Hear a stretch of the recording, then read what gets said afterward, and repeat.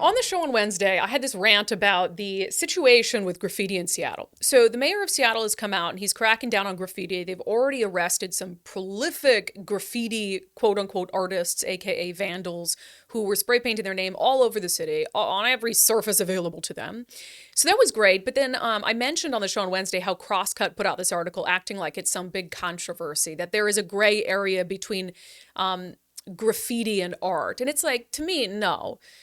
If you have permission to do it, then yeah, great. That's awesome. Go for it. If you don't, then that's vandalism and it's against the law. And I think those two things can be treated very differently. And again, I don't think there's any gray area there. But is the mayor's approach going to be successful? Is it something that is going to actually dissuade individuals from committing illegal acts of graffiti? I wanted to talk to today on Fridays with Friends someone who has done graffiti, yes, illegally, someone who now makes a living doing street art and really beautiful work, but admits that, yeah, there are times in my life where I did it on people's property without permission. This is actually a friend of my sister's down in Miami. Her name is Diana Didi Contreras. And it's really interesting. And why I want to talk to her is Miami is a fascinating city in the way they deal with things. And they have this neighborhood called Wynwood, where they've essentially let these street artists take over. And they're like, look, this whole neighborhood is yours. And that neighborhood has really embraced it. And it's given some of these folks an artistic outlet to channel what they were doing. And so I wanted to talk to Didi, not only about sort of what drove her to, yes, do something illegally, but turn it into this business and livelihood for herself, but also what advice she would give to Seattle's mayor. Didi, welcome to Undivided. Thank you for having me. Very excited. Yeah, my sister connected us and she said that you're currently painting murals of her rabbits or something. Oh yeah, I'm painting a bunch of portraits of her bunnies, so like 14 portraits. Miranda's going to be mortified that people now know she has 14 rabbits. They knew she Oh had a yeah, lot. I don't know if they knew she had 14, so she's going to be the crazy rabbit lady. yeah. So give me, what do you do right now? What do you do for a living when it comes to art? I am a full-time artist. I just quit my teaching job last year, and I do murals, I do commission paintings, portraits, I do pet portraits. I do commercial work for like the stadiums. I collaborate with a lot of brands. When somebody like commissions a mural, for instance, is it typically a business? Is it like a private citizen? It used to be more private citizens. Now it's getting like about half businesses and half private citizens. Gotcha. And we're going to show some pictures from your Instagram here. What is your specialty like? What are you known for or good at? My favorite thing to paint are female faces, female figures. So anything with like that, I love. So when you talk about, and I gave you a little scoop of what we're dealing with in Seattle, Mhm. when we try to distinguish between graffiti or street art, what would you say differentiates them, if anything? I think that real graffiti is like illegal. That's, how it started, like rebelling against, the government and the way things were. So street art can also be illegal, but I think that graffiti is a lot like names. People want to get their names out there. They want to get that fame, want to be known, in different neighborhoods by their name. And street art can be, like an image, like a character, a symbol versus like a name. How did you get involved in graffiti street art to begin with? Yeah, I mean, I always grew up with kids who did that, who did graffiti. And, I had art class with them. So I grew up, seeing it all the time. I had in my room with my name. They came to my house and did like a piece with my name in my room. So I always loved it, but I didn't do letters. I love to do characters. So I didn't know that I could do murals or characters until I saw like the boom of Wynwood in Miami when all those, international artists came and started painting these gigantic murals. That's when I never saw that before. So that's when I was like, wow, like I can maybe be a part of this. I never thought I would be doing it that large, but that really was very exciting for me. I love that kind of art. It also, I think, seems rebellious too, like it's a mix of rebellion with, the fine art. So I could do both in one.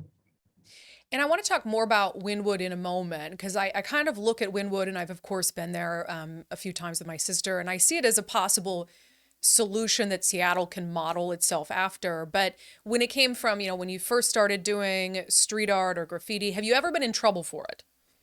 Yes. Arrested?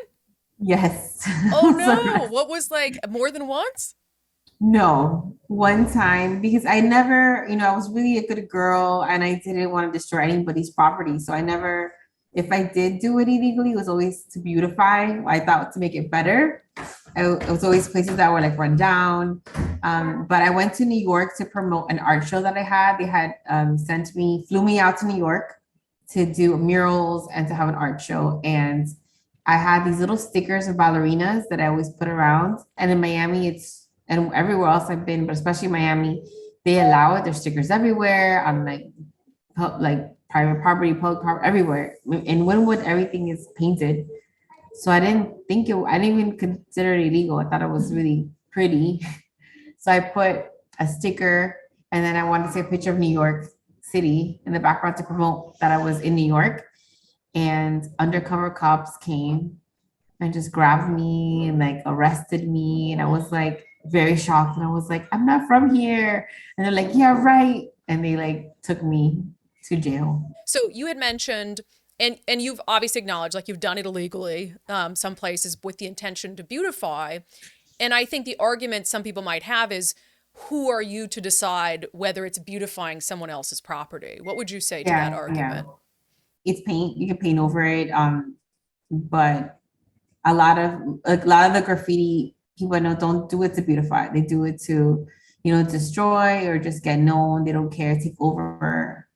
So it's a different attitude. Yeah. I've like all my experiences. Yeah, I mean, art is so subjective, but with me, if they just loved it and want more And with, my art. yeah, because if that, like, I can understand if it's a big mural, but also if you have a business owner who now they're tasked with, well, I don't like this or I don't want it. And now I have to pay to remove it or I have to pay to paint over it. And so I think that's Yeah, like one of the challenges I see is with doing it without permission. Um, yeah, yeah. so explain to people, and I did a little bit earlier, but what is Wynwood if, for folks who have not been there? Yeah, Wynwood is the largest, mural place in I think in the world where all every year artists from all over the world come and paint the murals and all the murals get changed every year. So it's like this like living canvas where it's always getting like redone and painted over and it's so that I know of is the largest in the world in one place. So you And can go and see people from all ages, artists, you can see artists painting live. So it's really nice. and do you currently today have work in Wynwood? Yes, I used to have a lot more, but now that it's gotten so the art has brought, people so much interest that people open up like restaurants and shops and so all the walls that we used to have are now like windows. So it's less walls. But yeah, I still have some. When you have a whole, like in Miami, you've got this whole neighborhood and it is really cool. I mean, it is really awesome to walk through there. You've got a whole neighborhood where artists can kind of let loose, can do this street art. Do you think it's helped to minimize some of the illegal graffiti in other places of the city? Um, I think it has. I think a lot of the artists have gotten like a name for themselves, like what they wanted, like the fame, the attention, and have gone on to have careers where they can make money. People know who they are, so they don't want, like when I go to a place where they've hired me to paint a wall and I have friends that do graffiti, I'm like, please don't, because they're gonna, it's gonna look bad and it's gonna, we want to better the town, not to destroy it. And people are gonna see that I brought this here. So we don't want that, that stigma. So Wynwood is also very visible. So if you want to be seen, people go paint there. It's an easy spot to paint. So if you could give advice to the city of Seattle, because a lot of what I'm seeing that I know bothers me and I think brings down like the quality of the city is the names. Like when I look at it, it doesn't scream art to me. You know, it's just like, oh, Yeah. this is like someone's name, or, you know, they write a sentence or something and it just doesn't look good. If you could give advice to Seattle's mayor about what you think would be effective in trying to deal with the illegal graffiti, what advice would you give to him? Well, I think the two things are good. I think being tough, like in New York, for example, like there's even with the sticker, I went to jail for that. That news people talk about it, so they don't want to continue it. You know, like in New York, like be careful because people get arrested and get in trouble for it. So that like that plus also giving them an outline, giving them a space where it is legal that they can put the work there. I think those two things together will help a lot. Well, Diana, how can people follow your work and check it out? Yes, the easiest place to follow me is Instagram, and my Instagram is Didi Rock, Didirok. Cool. Well, I appreciate your insight. It's always interesting to hear like the politicians' take on this, and then someone who's like been there, done that, and your advice for how to handle it. So thanks for coming on. Thank you too for having me.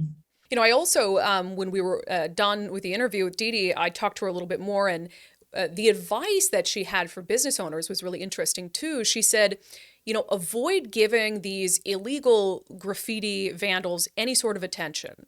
So a lot of them are out there putting their name on things, right? And so she said, you know, if you're a business, avoid like taking a picture of it and putting it on the news and giving it to the news, or taking a picture of it and putting it on social media to complain about it, because that is what they live for. They live for attention. They want people to see their work, to see their name. And so she recommended for businesses, as annoying as it is, and obviously the idea is prevention. But until that happens, painting over it quickly, not making a big deal out of it, not posting pictures of it, and then just showing that, hey, if you put something up here, it's going to be taken down the next day and we're not going to tolerate it. She said she actually thought that that would be very effective.